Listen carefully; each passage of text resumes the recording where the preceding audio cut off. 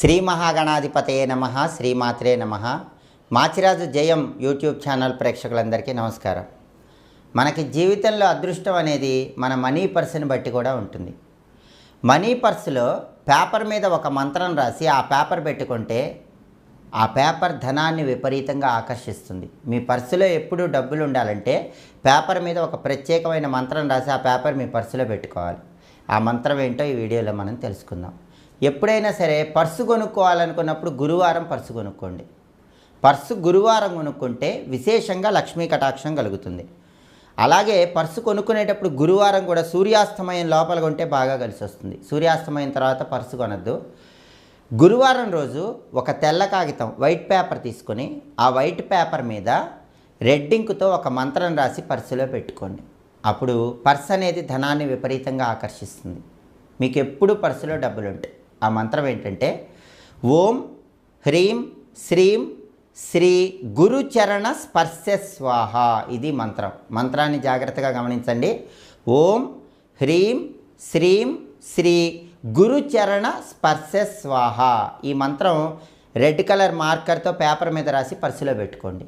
ఇంకా మీకు వీలైతే ఈ మంత్రం రాసేటప్పుడు పేపర్ మీద చుట్టూ బార్డర్ లైన్స్ గీయండి. ఆ border lines red, green, blue మూడు కూడా గీయండి. అంటే ముందు రెడ్ కలర్ బార్డర్ లైన్స్ ఇలా గీయండి, ఆ తర్వాత గ్రీన్ కలర్ బార్డర్ లైన్స్ ఇలా గీయండి, ఆ తర్వాత బ్లూ కలర్ బార్డర్ లైన్స్ ఇలా గీయండి. గీసి మధ్యలో రెడ్ మార్కర్తో ఈ మంత్రం రాసుకొని ఆ కాగితం పర్సులో పెట్టుకోండి. ధనాన్ని అప్పుడు ఆ మంత్ర ప్రభావం వల్ల పర్సు విపరీతంగా ఆకర్షిస్తుంది. అలాగే పర్సులో ఎప్పుడూ కూడా ఒక గోమతి చక్రాన్ని ఉంచుకోండి, లక్ష్మీ కటాక్షం ఉంటుంది. లేదా పసుపు రంగు గవ్వని పర్సులో పెట్టుకోండి. ఇంకా గొప్ప విషయం ఏంటంటే ఎప్పుడైనా శివాలయంలో ఈశ్వరుడికి మారేడు దళాలతో పూజ చేయించుకుంటే శివ పూజ చేసిన మారేడు దళం ఒకటి తీసుకొని ఆ మారేడు దళం జాస్మిన్ ఆయిల్ అంటే మల్లె నూనె అంటారు. ఆ మల్లె నూనెలో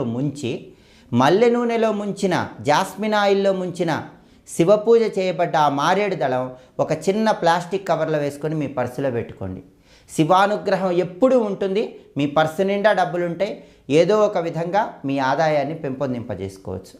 అంతేకాకుండా ధనం అనేది ప్రవాహంలాగా రావాలంటే మీ ఇంట్లో ఒక ప్రత్యేకమైన దిక్కులో 4 అనే అంకె వేయాలి. 4 అంటే అది రాహువుకి సంకేతం. రాహువు విపరీతమైనటువంటి ధనాకర్షణ, ప్రజాకర్షణ కలిగింపజేస్తాడు. ఆ 4 అనే నెంబర్ ఎలా వేయాలంటే దానికి కూడా డైమెన్షన్స్ ఉన్నాయి.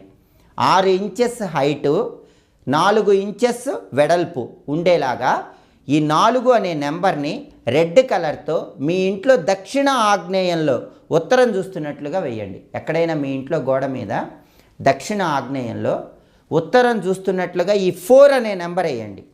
ఈ 4 అనే నెంబర్కి కూడా డైమెన్షన్ చాలా ఇంపార్టెంట్. 6 ఇంచెస్ హైటు, 4 ఇంచెస్ వెడల్పు ఉండే విధంగా రెడ్ కలర్తో 4 అనే నెంబర్ వేయండి. మీ ఇంట్లో ఈ దిక్కులో ఈ నెంబర్ వేయండి. ధనం అనేది ప్రవాహంలాగా ఉంటుంది. కాబట్టి పర్సులో మంత్రం రాసిన కాగితం పెట్టుకోండి, ఇంట్లో ఈ దిక్కులో నెంబర్ వేయండి. ధనం అనేది ఎలా ప్రవాహంలో వస్తుందో మీరే చూడండి. ఇంకా ఇలాంటి మరిన్ని ఆసక్తికరమైన విశేషాంశాలు మీరు తెలుసుకోవాలనుకుంటున్నారా? అయితే మా మాచిరాజు జయం యూట్యూబ్ ఛానల్ని తప్పకుండా సబ్స్క్రైబ్ చేయండి. 10 మంది మిత్రులకు షేర్ చేయండి. సర్వే జనాః సుఖినో భవంతు. స్వస్తి.